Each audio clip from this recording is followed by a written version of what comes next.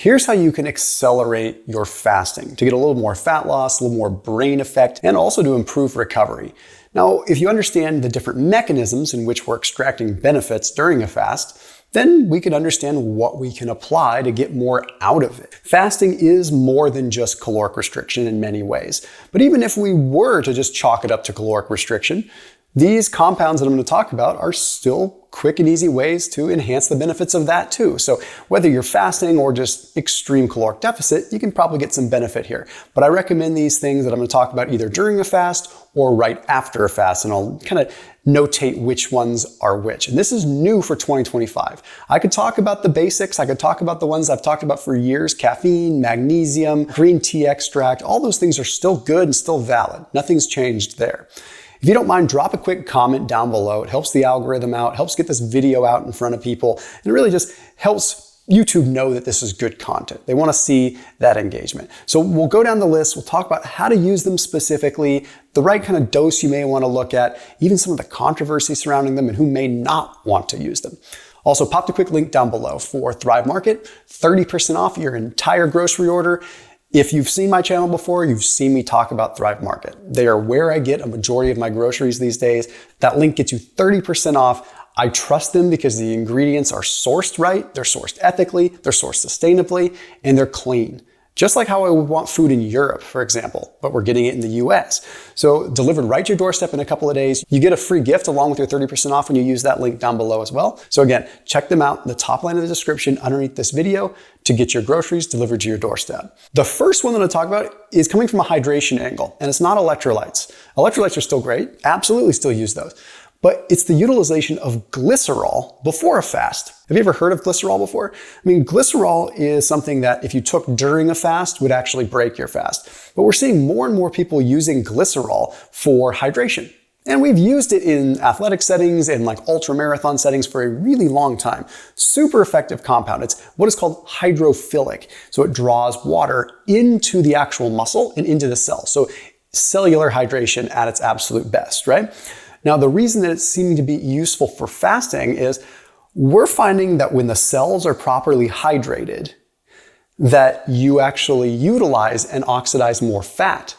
This is hugely beneficial, and it's what we want when we're fasting, right? So it's interesting because how this works is you're actually changing the osmotic state and making it easier for fat to essentially oxidize. But forget all the fat burning piece. It's just good to be hydrated. And when you are fasting, even when you're taking in electrolytes, you don't have insulin to help out with proper hydration. We're seeing in the evidence that a couple grams of carbohydrates can really help hydration, right? Helps draw the electrolytes in. Or if you're taking it with any kind of food, it can help the hydration. It doesn't mean that electrolytes when you're fasting don't work. They absolutely positively do, and they absolutely positively can curb your appetite. Okay, but glycerol prior to a fast, or even the night before fasting, just a couple tablespoons can draw tremendous amounts of water into the muscle and keep you hydrated throughout your fast, which may increase fat loss, but most of all, it's going to increase just your focus. You're going to feel good, and you're not going to feel like you have to hydrate the entire fast like a complete maniac, because when insulin levels are low, you excrete more, so you have to drink more. Okay, so give that one a shot. The next one is one that I've talked about recently, and that's Moringa. Now, Moringa is really powerful, and you want to use it after your fast. And the reason is it extends the benefits of your fast from a detoxification process. Is when you're fasting, you have an increase in what's called NRF2. NRF2 signals phase 2 detoxification systems in the body, like superoxide dismutase, glutathione. It signals these to turn on. So it really is a part of the body's own internal antioxidant system. And when you're fasting, that's great. But Moringa has a really potent effect on NRF2. And that controls the expression of over 200 different protective genes. So you're essentially extending the benefit from a detox and from a longevity perspective of your fast. Why don't you want to take it during a fast? Because during a fast, your body's already turning on its endogenous antioxidant systems. Moringa, in a way, operates like a hormetic stressor and induces your body to even go into more antioxidant overdrive. Now, why would this be hard on a fast? Well, it might push you over the edge a little too much. I can't say for certain, but where the real strong benefit, at least what I've experienced, is actually extending your fast with Moringa. So you do your fast, you break your fast however you like to break it, usually lean protein, have a couple 100 milligrams of Moringa post-fast, and then get the extended benefits. So the evidence with Moringa is pretty cool. Essentially, it's allowing more NRF2, the signal for detoxification and anti-inflammatory systems and mainly antioxidant systems. It signals for more of it to flood in, and it actually stops something called KEAP1 from binding to it. KEAP1, keep one, binds to NRF2 and renders it, basically disarms it.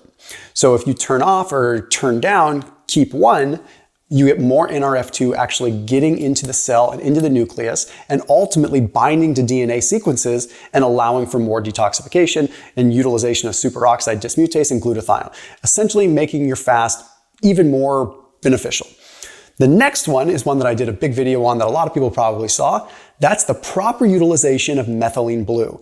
Methylene blue during a fast is really beneficial. Now, you don't have to do it. I know how people feel about a particular synthetic. I get it. And I don't use it all the time. I will use it a couple times per week, particularly on days when I'm fasting or I'm going to be a little bit more stressed. Think of methylene blue as something that is going to be a helper when you're extra loaded down. For example, I take methylene blue when I fly. Traveling on a plane is exceptionally stressful on the body. You're flying at a pressurized cabin, which is hard on the body in a low oxygen state. You're also dealing with a lot of different radiation, which no matter where you stand, I'm sorry, it's a real thing. You're dealing with floods of EMF that's all around you. That is stressful on the body, and we have evidence to support that. It's hard on the body to fly, not to mention all the stuff you're probably exposed to airborne. So that makes sense, right? But when you're fasting, you're stressed out, right? You might be thinking, why would I add an antioxidant that would squelch some of the stress?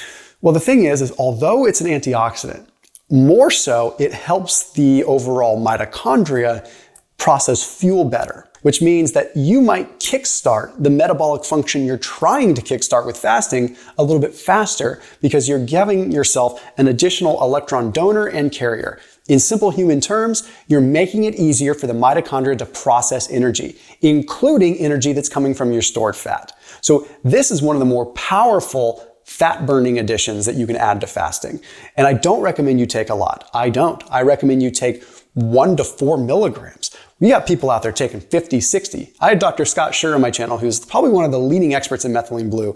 And he even says, that is absurd. Don't take that. This stuff is used in hospitals for people that go septic or have really serious things going on at very high amounts. I recommend low dose, infrequently, just to let the body kind of do its thing. Next up is one that I talk about frequently, but haven't talked about in the sense of a fast. TMG. TMG, or trimethylglycine or betaine, is one of my favorite supplements all around.